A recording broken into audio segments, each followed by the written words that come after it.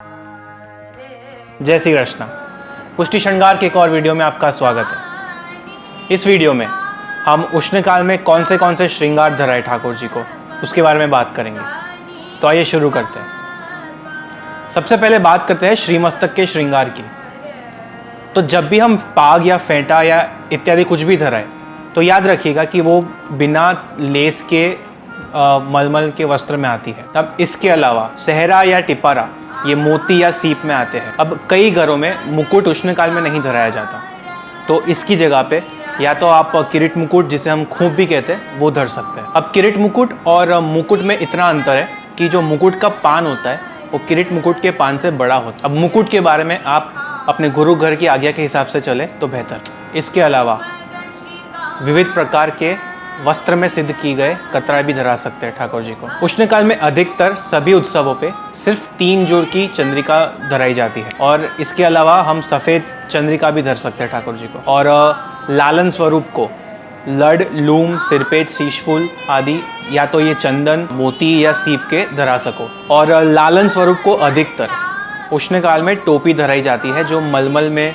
या हल्के कॉटन में सिद्ध की गई होती है। वस्त्र की बात करें तो रामनवमी या अक्षय तृतीया के बाद, वो डिपेंड करता है आपका गुरुघर कौन सा है, तो लालन को चीरा वस्त्र नहीं धराते। यानी कि या तो फिर रामनवमी से या तो अक्षय तृतीया से लालन को चीरा वस्त्र धराना बंद हो जाता है।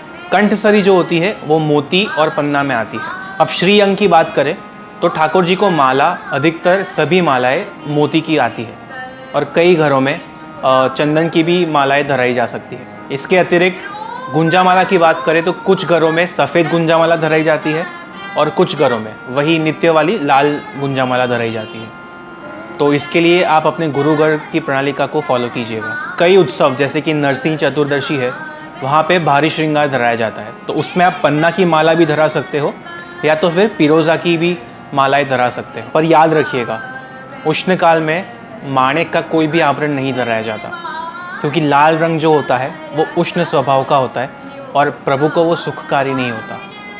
और इसलिए सेवा में उष्णकाल में कोई भी लाल रंग का उपयोग नहीं होता, जैसे कि ओढ़नी में या फिर फूल में भी, फूल की माला जी में भी लाल रंग का उपयोग ना करें। इसके अलावा फूल या कली के भी श्रृंगार धराए जाते हैं प्रभु को, यानी कि फूल और कई कलियों से सिद्ध की गए माला जी ठाकुर जी को धरा सको। इसके अलावा वेणु, वेत्र, मोती की धरा सको। फिर जैसे खेल के दिनों में हम फूल की छड़ी धराते हैं ठाकुर जी को, वैसे ही आप उष्णकाल में भी धरा सको। और सुगंधि की बात करें तो उष्णकाल में आप खस, चंदन, चंपो, जूही, मोगरो, चैत्री गुलाब, रात रानी वगैरह आप धरा सको ठाकुर जी को। तो ये था उष्णकाल के श्रृंगार का क्रम, जहाँ पे आप कौन से श्रृंगार, सुगंधि, वस्त्र वगैरह आप धर सको, इसके बारे में हमने बात की। याद रखिएगा, ये सारी ही सेवा साहित्य हमारे साइट पे अवेलेबल है, जैसे कि मोती के श्रृंगार, सुगंधि, चंदन के श्रृंगार, वस्त्र एक्सेट्रा।